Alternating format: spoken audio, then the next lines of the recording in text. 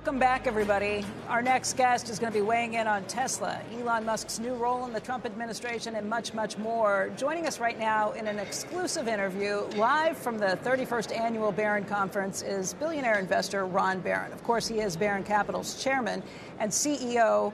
And Ron, we've been coming to this conference with you for years. We always look forward to it. This is the 31st Annual Conference.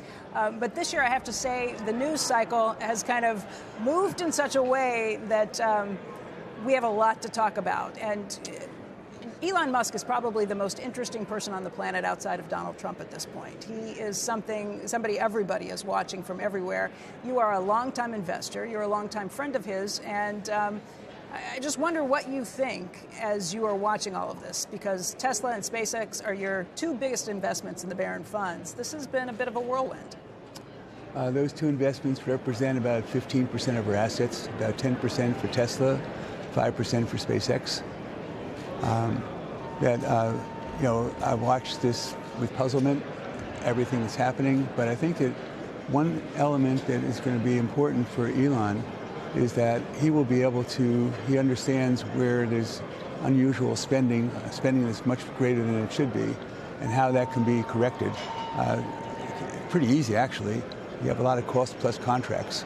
So they can be changed to the way contracts work for SpaceX, where they take the risk instead of the government. So cost-plus contracts are anathema to operating. I'm sorry, what was that? Anathema. What's the word? They're a bad thing. Cost-plus contracts don't work very well for the person who's contracting.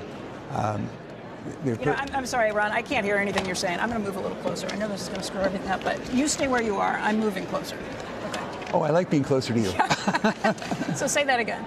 Okay, so if you have a cost-plus contract, what that is that you agree to do services for the government. They give you a price, and then you go out there and find a lot of subcontractors to do this work for you.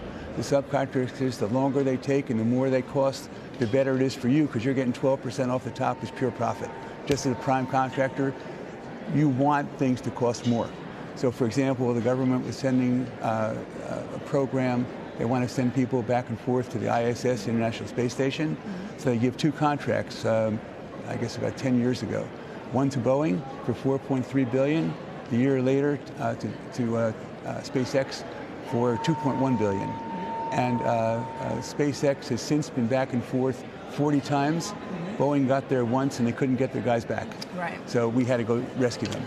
And that contract now has cost $18 billion. It's going to cost $98 billion or $88 billion. It's supposed to cost 11. And therefore, they benefit by something taking longer and costing more. SpaceX, if something goes wrong on a Friday afternoon at 4:30, people don't go home till it's fixed. The other places, 4:30, let's get out of here. And they don't care because it's the government's money, not theirs. So your point is that get rid of cost-plus contracts. The efficiency that he puts in his businesses, you think he's going to put into Washington now, yes, too? and get rid of cost-plus contracts. Yeah. That's number one. Number two is that if you want to go back and forth, you want to go to Mars, and you get 1 million people up there, you got to launch regularly in your sites regularly, like a lot of times every day. And if you have to go get permits every time you launch, airplanes don't have to get permits every time they launch, every time they take off. If you have to do that, that really slows you down. You can't do it. So basically, there has to be change in regulations also.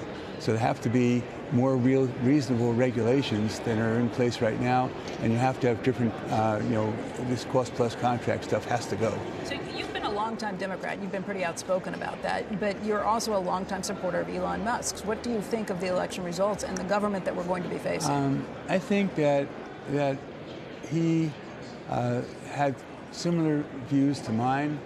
I don't feel like I'm a Democrat anymore, but he had similar views to mine, and for a long time. But I think that the Democratic Party has been taken over by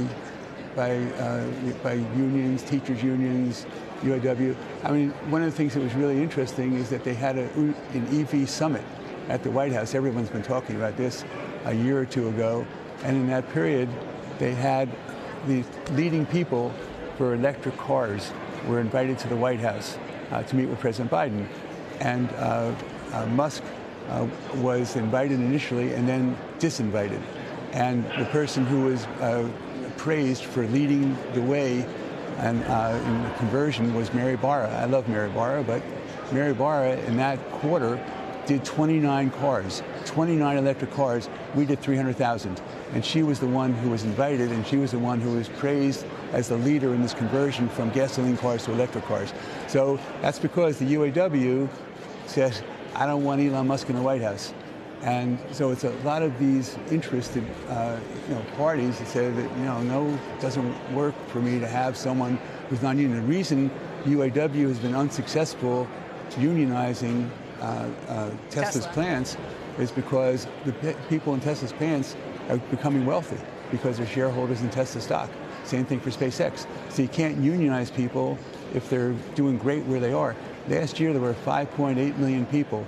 5.8 million people applied for jobs at Tesla and SpaceX for 30,000 jobs.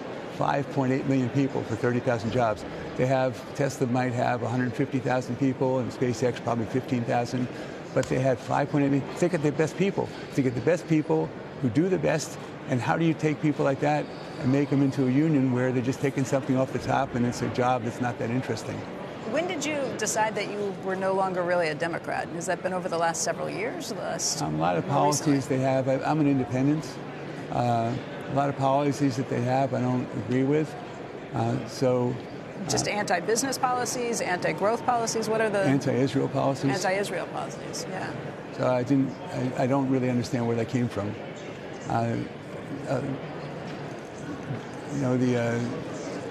The inclusion policies. I think that if someone is really talented and work really hard, they should get the benefit from that. And the policies of Democrats, if someone's not doing well, they want to say, okay, we'll lift you up. I'm fine about giving people opportunity. I'm not fine about taking something from someone who's worked really hard to achieve what they have and taking it from them and giving it to someone else. Okay, you are an investor. Your top two holdings are Tesla and SpaceX. You also have a holding in X.com. And Elon's got a pretty large role in this new incoming Trump administration. Do you worry at all as an investor that that's going to take more of his time, or do you think his companies will benefit because he's able to be there? This is an advisory role. So I don't think, right now, he's doing a lot of advising. I don't know how active he is in choosing the people who are being placed in these roles. But he was supposed to come. We had a funny bit planned. I was telling you about this before. And we were initially going to do a Saturday Night Live Open. Here at the Barron Investment Conference today. Yeah. And then I told him about this. He said, well, why don't we do 30 minutes about talking about the future instead? I said, okay, great. And then they called yesterday and said he can't do it. He's in Mar-a-Lago. Can't arrange it. Can't leave. Can't come in. Can't get the Jeep. So he's actively involved. We've heard the reports about this, but you've heard it too. The people in SpaceX told me that he doesn't miss any meetings. Okay. So he comes to these meetings, same thing with Tesla. I don't understand how he's able to do all this. Yeah, it doesn't seem like there's enough hours in the day. No, it's amazing what he does.